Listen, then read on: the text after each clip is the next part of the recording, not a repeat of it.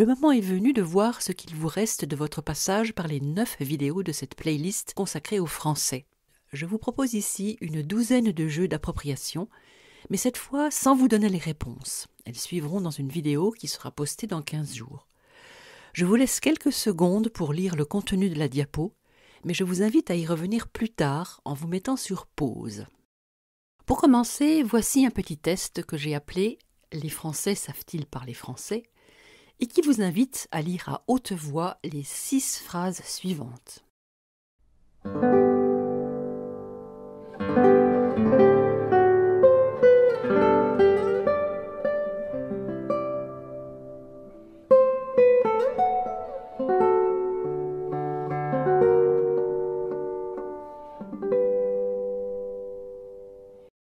Les 2 exercices suivants ciblent les voyelles françaises et leur orthographe aberrante d'un point de vue phonétique, sinon étymologique.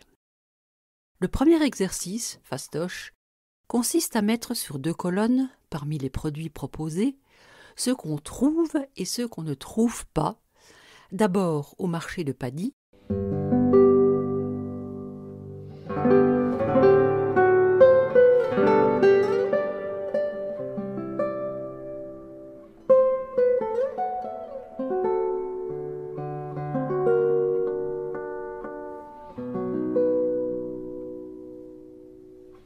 puis à celui de Queue d'eau.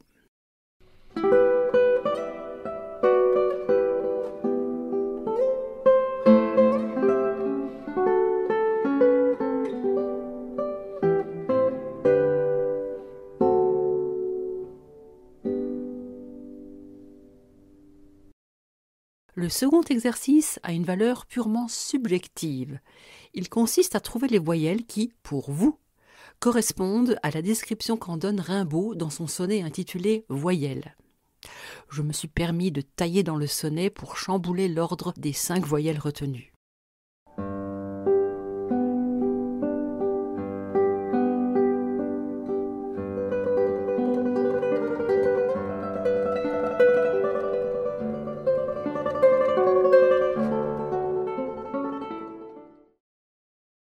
La troisième série d'exercices comprend des virelangues, qui ciblent plutôt les consonnes, quoiqu'ils puissent aussi concerner les syllabes dans leur ensemble.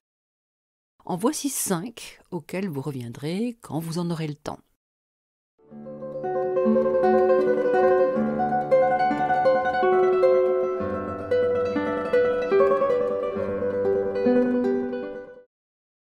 Les 3 exercices suivants concernent l'ensemble des phonèmes dans la chaîne parlée. Le premier des 3, je l'ai appelé domino. Le principe en est en effet celui des bouts de ficelle, selle de cheval, cheval de course, etc. Sauf qu'ici, l'enchaînement se fait à l'échelle non pas de la syllabe, mais du phonème, le dernier du groupe accentuel, ou les 2 derniers, ou les 3 derniers.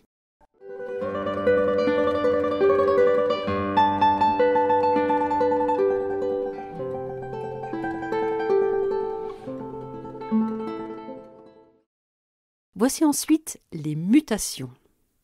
Prenez 2 mots évoquant une trajectoire, comme du vert au rouge, mais comprenant le même nombre de phonèmes, par exemple 3, et sans phonème commun en même position. Il s'agit de passer de l'un à l'autre en un minimum de mutations. Une mutation consistant à trouver un nouveau mot en n'en changeant qu'un seul phonème par rapport à ceux du mot précédent. Voici comme exemple le passage du vert au rouge en 4 étapes, var, bar, bourg, bouge, puis mieux en 3, rare, rare, rage. C'est un peu l'envers des dominos. Alors que dans les dominos, on gardait un seul phonème commun d'une étape à l'autre, ici on ne change qu'un seul phonème d'une étape à l'autre. Voici enfin le jeu des anagrammes. Vous gardez exactement les mêmes phonèmes d'une étape à l'autre, mais vous les disposez dans un ordre différent, faisant apparaître des phrases nouvelles. Je vous laisse vous amuser avec l'expression « les terrasses du numérique », dont voici 3 exemples d'anagrammes sur les 65 que j'ai trouvés. Vous avez donc le choix. Je précise que le R est employé ici avec sa valeur phonologique, c'est-à-dire en faisant fi des variantes allophoniques induites par les différents contextes phonétiques. Je me suis aussi permis d'élargir le « et » au « e » et au « est ».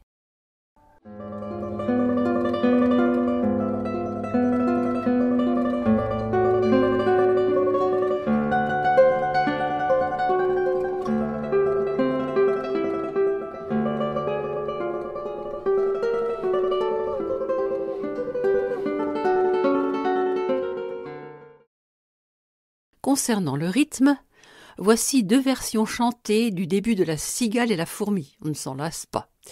La première, interprétée par Stéphane Varco et due à Camille Saint-Saëns. La seconde, interprétée par François Leroux, à Jacques Offenbach.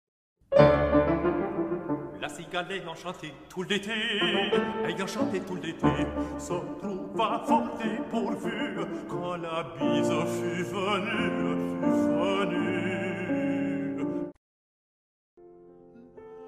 La cigale ayant chanté tout l'été,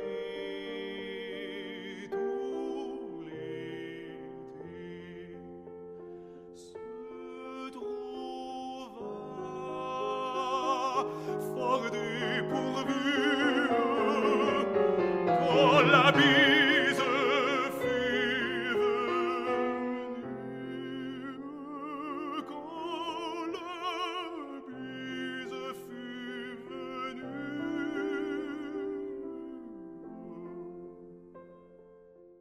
D'après vous, laquelle de ces 2 versions colle le mieux à la prosodie du texte et pourquoi? Concernant l'intonation, voici quelques versions de la même phrase « c'est pas possible ». C'est pas possible. C'est pas possible? C'est pas possible! À vous de trouver une réplique qui convienne en amont de chacune d'elles. Je vous donne un exemple avec le mot « bravo ». Bravo! Bravo! Bravo! J'ai résolu mon équation. Bravo! J'ai encore fait une tache sur ma chemise en percale. Bravo! J'ai bientôt 4000 abonnés à ma chaîne. Bravo! Concernant le français du XVIIe siècle, je vous invite à réciter Le Loup et l'Agneau avec l'accent de La Fontaine à partir des repères que je vous ai indiqués. Vous avez 15 jours pour vous exercer. Après quoi, je vous ferai entendre la version enregistrée par Nicole Rouillet et Thierry Pétot.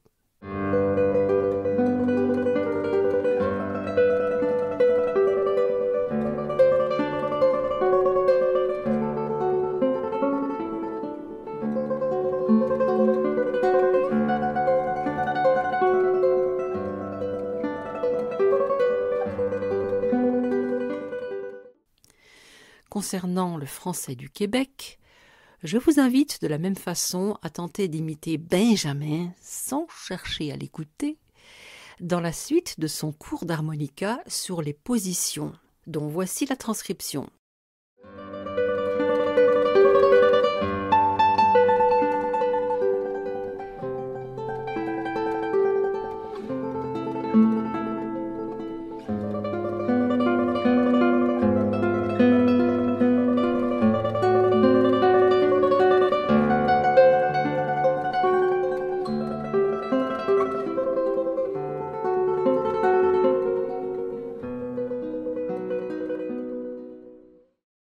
Concernant l'Oulipo, je vous invite à inventer ou à trouver une nouvelle version de La Cigale et la Fourmi ou d'une autre fable connue à partir d'une autre fonction mathématique, S plus 6 ou S moins 4, ou de n'importe quel autre principe de décalage.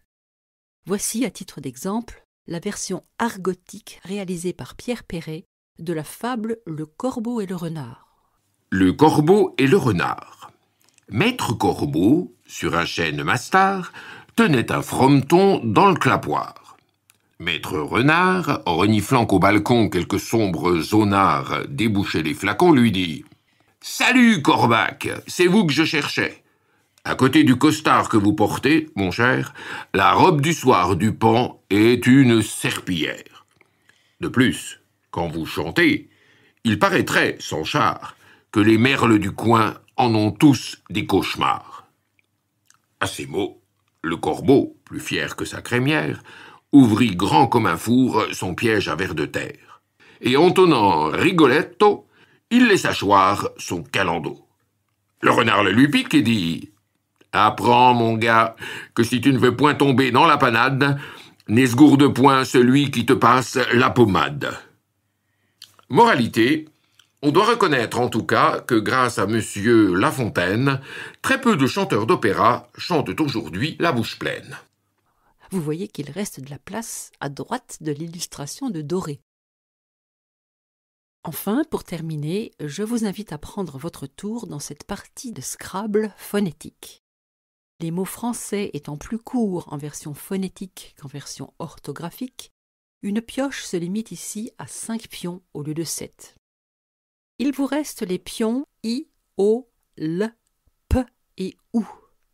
Si vous les placez bien, vous pouvez faire un coup à 90 points.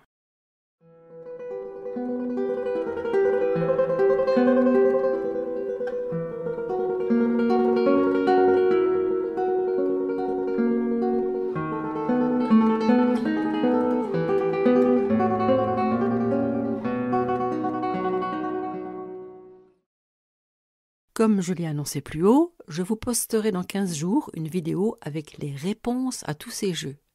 Mais je serai ravie de lire dans l'intervalle vos propres réponses en guise de commentaires.